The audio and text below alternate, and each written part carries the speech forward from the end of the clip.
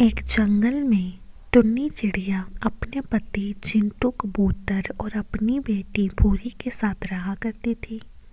चिंटू कबूतर अपनी पत्नी को हर रोज डांटता रहता था क्योंकि वह बहुत शराबी और आलसी किस्म का था। अरे भूरी बेटा, तुम अपने पापा की बातों का बुरा मत मानना। मैं जल्दी कोई काम ढूंढ लूंगी और फिर तुम्हारे पापा तुम्हें और मुझे कुछ नहीं कहेंगे। तुम आराम से सो जाओ, मैं कल ही जंगल में काम ढूंढने जाऊंगी। फिर अगले दिन टुन्नी चिड़िया जंगल में काम ढूंढने जाती है, पर उसे कोई काम नहीं मिलता।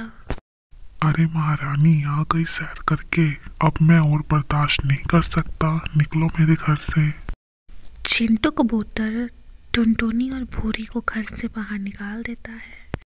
भूरी बेटा, आज से हम इसी बगीचे में रहेंगे और पेड़ पौधों की साफ सफाई और देखभाल करेंगे। टुनटुनी पेड़ पौधों में पानी देती थी और उसकी बेटी बगीचे की साफ सफाई किया करती थी। और एक दिन टुनटुनी और भूरी बातें कर रहे थे कि अचानक पेड़ बात करने लगता है। टुनटुनी, मैं जादुई पेड़ हूँ और मैं तुम्हारी सेवा से बहुत खुश हुआ। मेरे ऊपर एक भी फल नहीं लगता था, फिर भी तुम मुझे हर रोज पानी पिलाते थे और तुम्हारी बेटी मेरे आसपास की गंदगी दूर करती थी। आज से मेरे पेड़ पर टेडी बियर लगेंगे और जिनको बेचकर तुम अपनी जिंदगी का गुजर बसर करोगी।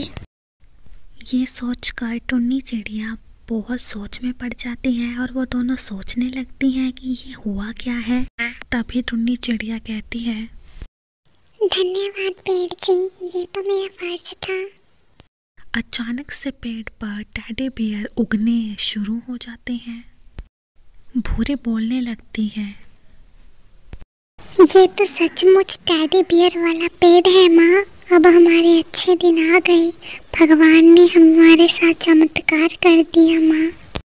टुनटुनी यह देखकर सोच में पड़ जाती है और पेड़ का धन्यवाद करने लगती है। आपका बहुत बहुत धन्यवाद पेड़ जी, हम ऐसे ही आपकी और पूरे जंगल की सेवा करते रहेंगे। बहुत बहुत धन्यवाद आपका। अगले दिन टुनटुनी चिड़िया पेड़ से सभी टेडी बियर को तोड़कर जंगल में बेचने जाती है। अगले दिन टुनटुनी चिड़िया शहर में टेडी बियर्स को बेचने लगती है। टेडी ले लो टेडी, 10 रुपए का एक टेडी। जंगल से पक्षी आने लगते हैं और टुनटुनी से टेडी बियर खरीदने लगते हैं। और हर रोज़ जंगल से अलग अलग पक्षी आते हैं और टुन्नी चिड़िया से टेडी बियर खरीद लेते हैं। उसका ठेला पूरा खाली हो जाता है। टुनटुनी चिड़िया बहुत पैसे कमाने लगती है और उस बगीचे में अपना एक पक्का घर बना लेती है और हर रोज़ उस पेड़ को ऐसे ही पानी देती है और वहाँ की सफाई करती है और खुशी खुशी अपनी बेटी के साथ रहने लगती है। अब वह बहुत अमीर हो चुकी थी।